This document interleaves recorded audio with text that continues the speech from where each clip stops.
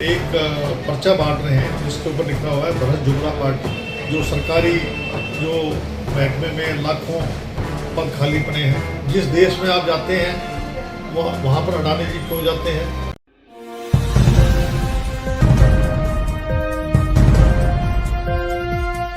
नमस्कार, आप देख रहे हैं नव समाचार। मैं हूं रमाकांत उपाध्याय। आगामी नगर निगम चुनाव गुरुग्राम, मानेसर, फरीदाबाद है। उसी दौरान पूरे देश के अंदर अगर आप देखेंगे तो कांग्रेस ने हाथ से हाथ जोड़ो अभियान भारत जोड़ो यात्रा के बाद चला रखा है। क्या कांग्रेस पार्टी संदेश देना चाहती है? आज उसी कड़ी में हमारे साथ कांग्रेस के वरिष्ठ लीडर हमारे बीच में मौजूद हैं, कैप्टन अजय यादव जी। यादव जी, कैसे देखते हैं कि आज कांग्रेस ने जो हाथ से हाथ जोड़ो अभियान निकाला है, क्या इसका संदेश है? देखिए, राहुल गांधी जी की भारत जोड़ो यात्रा बहुत ही सफल रही और कन्याकुमारी से श्रीनगर तक मैं भी उनके साथ करीबन 9 प्रदेशों में गया। रंग भेद, जाति, धर्म, इसकी जो नफरत की दीवार तोड़ के लोग लाखों की तादाद में उनके साथ चले और नतीजा ये हुआ कि राहुल गांधी जी का जो छवि जो बीजेपी ने बना रखी थी, उस छवि से बाहर निकलकर आज एक निडर और एक बेबाक प्रचार नेता के रूप में उभरे हैं।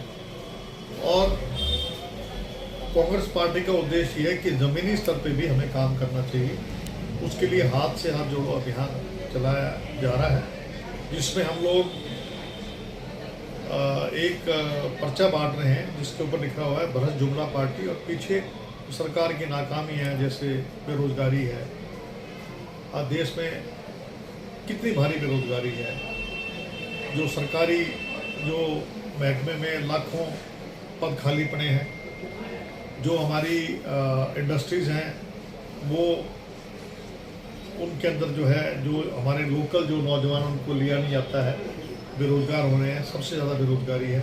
महंगाई आप देखिए, गैस का सिलेंडर कितना महंगा हो गया। 5 किलो, मजाक है, 5 किलो राशन फ्री देना और 1100 का सिलेंडर, तो उसको रिफल भी नहीं करा रही हैं जो महिलाएँ, जो गरीब महिलाएँ हैं। आटा, दाल, दूध, दही पर जीएसटी लगा दिया। पेट्रोल डीजल के दाम आसमान छू रहे हैं। उसी तरीके से भ्रष्टाचार जो है एक बहुत अहम मुद्दा है। हमारे समय में जितने मुद्दे इन्होंने उठाए थे वो सब कोर्ट से निरस्त हो गए, चाहे वो 2G था, 3G था। लेकिन इनके समय में जो है, आपने देखा होगा, राफेल डील के बारे में इन्होंने दबा दिया। पेगासस स्कैम था, उसको इन्होंने दबा दिया। आज जो है अडानी जो है वो इनका खास मित्र है। राहुल गांधी जी ने पार्लियामेंट में जो बातें कही उसको एक्सपंज करा दिया गया। उन्होंने ये कहा था कि आपके और अडानी से रिश्ते क्या हैं।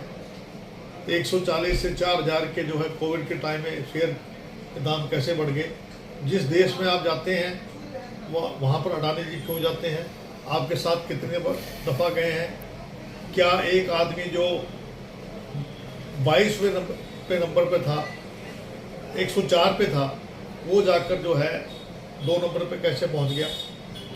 और जब हिंडनबर्ग कंपनी ने इस मामले को उठाया और ये बताया कि शेल कंपनियां बना रखी हैं, जिसमें फर्जी कंपनियां बना रखी हैं और ब्लैक का पैसा उसमें डाल दिया गया है जो इस देश से लूट कर वहाँ ले जाया गया था, तो शेयर के दाम नीचे गिरने लग गए। और उनसे यही पूछा जा रहा था कि ये जो शेयर गिर रहे हैं LIC और स्टेट बैंक के, आखिर पैसा जनता का पैसा है, तो उसकी JPC से जांच हो जाए। उसके बारे में जो है राहुल गांधी जी विदेश गए, वहाँ पर उन्होंने क्या कहा कि लोकतंत्र खतरे में, लोकतंत्र खतरे में। आज दिल्ली पुलिस बगैर वारंट के, बगैर नोटिस के उनके घर राहुल गांधी जी को वहाँ क्वेश्चनिंग के लिए चली गई। क्या ये कभी पैसे कभी लोकतंत्र में हुआ है? आप विपक्ष के नेताओं के ऊपर ED, CBI, इनकम टैक्स का दुरुपयोग किया जा रहा है। उनके ऊपर छापे मारे जा रहे हैं। बहन बेटियों को भी नहीं बख्शा जा रहा है। और चाहे वो कविता हो, BRS की जो नेता हैं, अखिलेश जी हो, शरद पवार जी की बेटी है, DM के स्टैलिन है, राहुल गांधी जी, सोनिया गांधी जी, लालू जी जो है, उनकी बेटियों को, यानी ऐसा कौन सा शख्स है विपक्ष में जिसको ये ताना कर रहे हो। केवल डर एक ही लग रहा है कि राहुल गांधी जी जो है एक धुरी बन गए हैं और वो विपक्ष की एकता के लिए एक खतरा बन गए हैं। इसलिए सारा टारगेट राहुल गांधी जी पे कर रहे हैं। कह रहे हैं आपने अपमान किया देश का बाहर जाकर। उनके जो फैक्ट्स थे और वो सारी बातें मल्लिकार्जुन अर्जुन खड़गे ने कहा, क्या लोकतंत्र खतरे में नहीं है, क्या महंगाई नहीं है, क्या बेरोजगारी नहीं है, क्या भ्रष्टाचार नहीं है। और मोदी जी ने क्या कहा था जब विदेश में गए थे, इस देश में जो गंदगी है उसको 70 साल की गंदगी को हमने साफ करना है, भ्रष्टाचार को हमने समाप्त करना है। 70 साल में इस देश में कुछ नहीं हुआ, तो क्या वो देश का अपमान नहीं था? या तो अपने पे लागू करें आप, जेपीसी बैठा दें आप कि आपने विदेश में क्या क्या कहा था। तो आज जो हमारा उद्देश्य ये था कि जो एक आरोप पत्र है उसको हम जनता तक पहुंचा रहे हैं।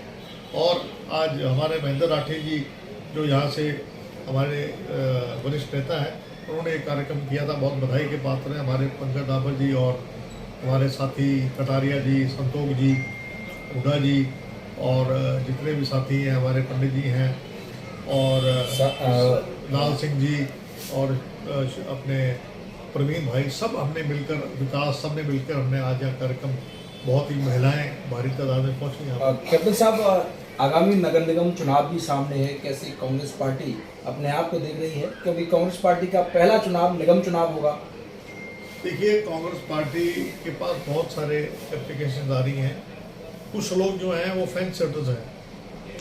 अब जब सरकार की जो है, जैसे जैसे ग्राफ नीचे गिरता जा रहा है, कांग्रेस की तरफ लोग बढ़ रहे हैं। बहुत सारे लोगों के फीलर्स हमारे पास आ रहे हैं, जो आम आदमी पार्टी हो चाहे बीजेपी के लोग हों, सब कांग्रेस के टिकट के लेने के इच्छुक हैं।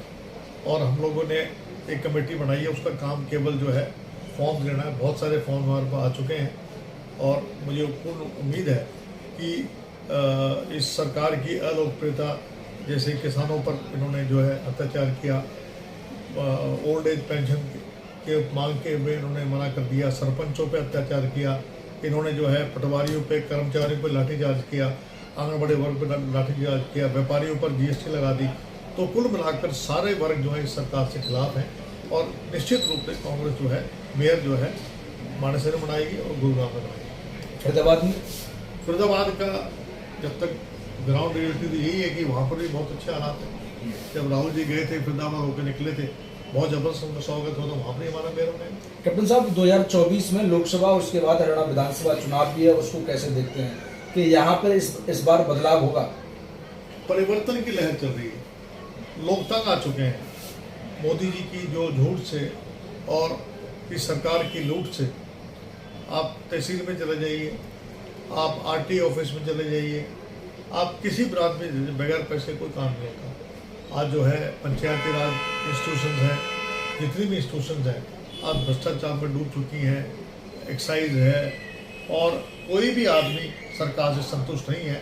और हमें पूर्ण इस बात का विश्वास है, इस बार जनता हमारे हाथों में टिक देगी जी। और जिस प्रकार से अगर सुरक्षा की बात की जाए, पानी की बात की जाए, कल जिस प्रकार से बारिश हुई और गुरुग्राम में ऐसे हो गया जैसे कि बाढ़ आ गई और कुछ समय का ही पानी था, तो उसको, ऐसे कामों को कैसे आप जनता के बीच में रखेंगे? देखिए, 8.5 साल हो गए जो बीजेपी की सरकार यहाँ पर काबिज है और यहाँ पर भी बीजेपी का मेयर रहा है हमेशा। देखिए, ना तो यहाँ यूनिवर्सिटी है, यूनिवर्सिटी एक कॉलेज में चल रही है, डिफेंस यूनिवर्सिटी नहीं बनी, एम्स नहीं बना पाए, एक हॉस्पिटल नहीं बना पाए, सीवरेज की समस्या ज़बरदस्त है, पानी की निकासी का कोई कार्य नहीं किया, गलियाँ बहुत ख़राब हैं, मेट्रो का एक पिलर आगे तक नहीं बढ़ाया इन्होंने। जो हमने मेट्रो बनाई थी वहाँ तक ही सीमित रही है। इन्होंने ट्रांसपोर्टेशन है, आप रेलवे रोड के ऊपर आप चले जाएँ, आप घंटों तक आपकी रेल छूट जाएगी। आप तो ट्रैफिक जैम है, लोग जो गरीब आदमी उसके फैमिली आईडी कार्ड दिए गए हैं, पेंशन कार्ड दी गई है और आपकी जो है उनको फैमिली आईडी के नाम के ऊपर लूटा जा रहा है। तो लोगों की जो है नाराज़गी जो है इस सरकार के खिलाफ है, भ्रष्टाचार के खिलाफ है, बेरोजगारी के खिलाफ है। ये मैं कहना चाहूँगा।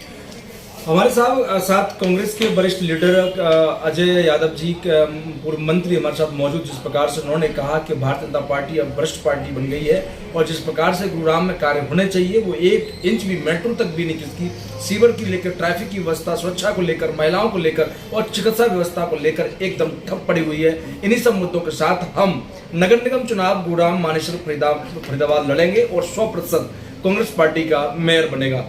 ऐसा कैप्टन अजय यादव जी का कहना है। कैमरामैन सिल्लू के साथ रमाकांत उपाध्याय, गुरुग्राम। धन्यवाद। आपका